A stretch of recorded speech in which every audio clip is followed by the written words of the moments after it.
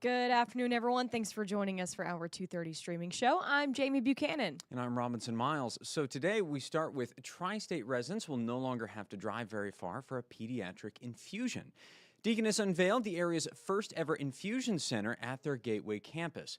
Organizers say the new center provides families with a kid-friendly space for treatment close to home. Now, patients may receive infusions for Crohn's disease, immune system disorders, neurological conditions, and other chronic illnesses.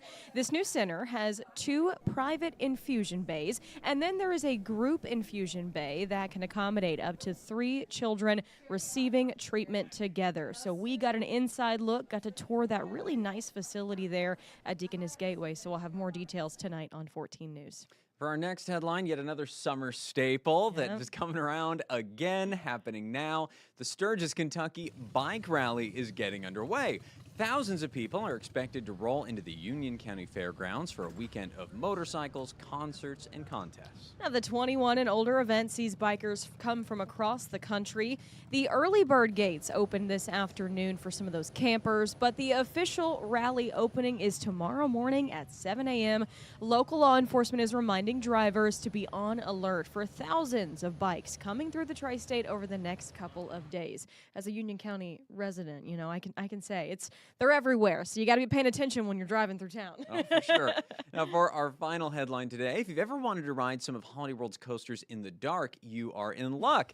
The Santa Claus theme park announced it will extend operating hours on 3 dates later this summer to give guests more time in the park. Now, officials say Holiday World will be open 10 a.m. to 10 p.m., and Splash and Safari will be open 11 a.m. to 7:30 p.m. That's happening on July 18th, July 25th, and August 1st. Now, they say this gives guests more time to take in a show, enjoy their favorite food, and just have some more time for legendary night rides. I love Holiday World, but I could only imagine how much more I would love it, like, at night with all the lights and, like, eating your favorite food at night. It just makes it better. It is terrific. I was able to go to one of the later evenings last fall, and as someone who loves theme parks and scary movies, the most frightening experience of my life was the voyage in the dark. You're in the woods. I know. It was so scary. You've got to experience it. Yeah. It was awesome. Yeah, very cool. Well, that's going to round things out for now. Of course, a lot happening out there today, so circle back for 14 News at 4, 5, 6, and 10. Of course, it is very hot outside, so we are going to turn things over to meteorologist Arden Gregory for a check at your 14 First Alert forecast right after this break. Stay informed on your local news and weather throughout the day by watching the 14 First Alert streaming shows. At 8:30 a.m., get your First Alert forecast to plan the day ahead and catch up on the news that happened overnight with the 14 News Sunrise team. In the afternoon, get the latest headlines, forecasts, and a preview of the stories we're working on with the 14 First Alert streaming show at 2:30. And get an in-depth look at the 14 First Alert forecast so you're ready for the next big thing with the 14 First Alert weather show at 9 p.m. Watch the 14 First Alert streaming show that fits your schedule and works best for you. Streaming on your phone by downloading the 14 News app and the 14 First Alert weather app. On your smart TV by using the 14 News streaming app. And stream anytime on Facebook, YouTube, or on 14news.com. Stay connected and stay informed by watching the 14 First Alert streaming shows on your favorite streaming devices.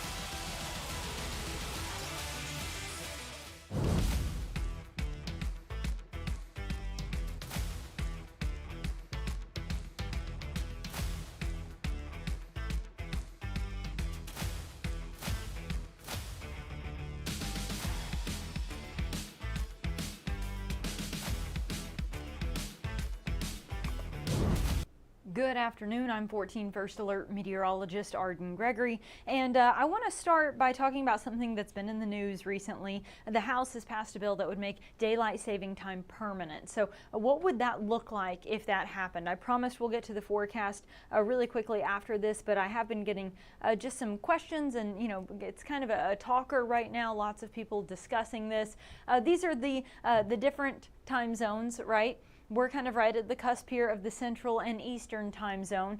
And as you work your way across those time zones, this is what the sunrise and sunset times would look like if daylight saving time became permanent. So in those light yellow shades there, the latest sunrise of the year would be between 7:30 and 8 a.m. Very reasonable. But as you work your way up into these darker red shades, that would be sunset or sunrise, I should say, between 9 and 9:30, and then up in these far corners here where you get into that really dark shade, that is where the sun wouldn't rise until after 9:30 in the morning if this were to become permanent. So the shift would be you would have a later sunrise, but you would also get a later sunset. So right now, currently, as it stands, when we do, the clock change in November and in March, our latest sunrise of the year right now is around 7:06 a.m. But our earliest sunset is at about 4:30 in the afternoon. Now everybody hates the 4:30 sunsets, right? You get off work, it's already completely dark outside. It's just kind of a bummer. So this would shift things where that sunset would be at 5:30 instead of 4:30, but the payoff here is that our latest sunrise in Evansville wouldn't be until about 8:06 a.m. So you're talking about the sun not coming up until after 8 a.m. during those short winter months, but the sun wouldn't set till 5:30, so you would have that later sunset. The real hang up here is for those of you in Pike and DuBois counties, because you're over here in the red shade, right? You're right on that far western edge of the eastern time zone. So for you, add about an hour to each of these. So the sunrise for Pike and DuBois counties wouldn't be until after 9 a.m. During the winter months. So just something to keep in mind if you were curious about how that would affect us here if daylight saving time were to become permanent. Now let's get into the weather because we've got quite a bit of activity off to our southwest, lots of rain and thunderstorms through southern Missouri into Arkansas. But here at home, it's really still pretty quiet. We do have some spotty clouds overhead. You can see all those white spots dotting the map here. But we also have just a little bit of rain. I warned you it was going to be very isolated, and it certainly is. We've got one little shower in White County, Illinois. The rest of the tri-state is dry, and this is going to be the trend we see for the rest of the day today. Maybe just a stray shower or maybe even a thunderstorm, but very, very isolated through the rest of this afternoon and evening.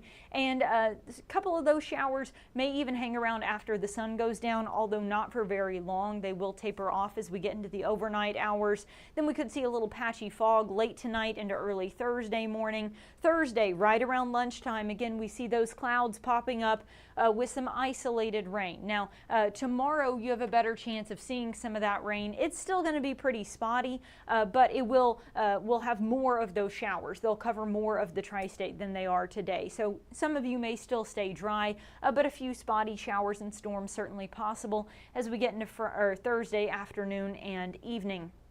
Then overnight Thursday night looks pretty dry. Friday we may catch a stray shower in the morning, but I think most of us will stay dry until the afternoon.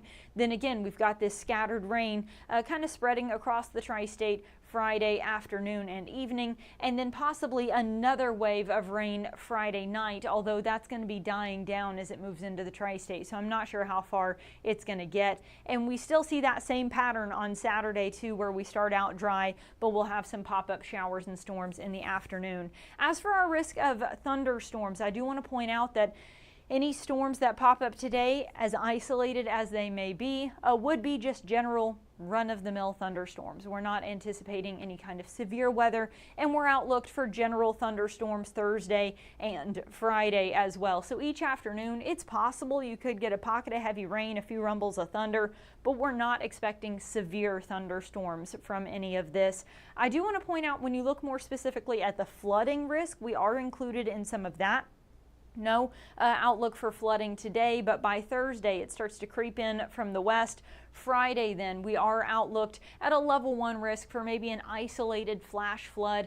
Some of those thunderstorms Friday afternoon and evening may have some heavy rain in them. They're not going to be moving very quickly, so it may rain over one place for a while, and you could end up with some isolated flooding on Friday. Then that flood risk starts to push off to the east as we get into Saturday. In total, I'd say most of the tri-state probably going to pick up right around a ½ inch of rain rain over the next few days, but that would be the widespread totals.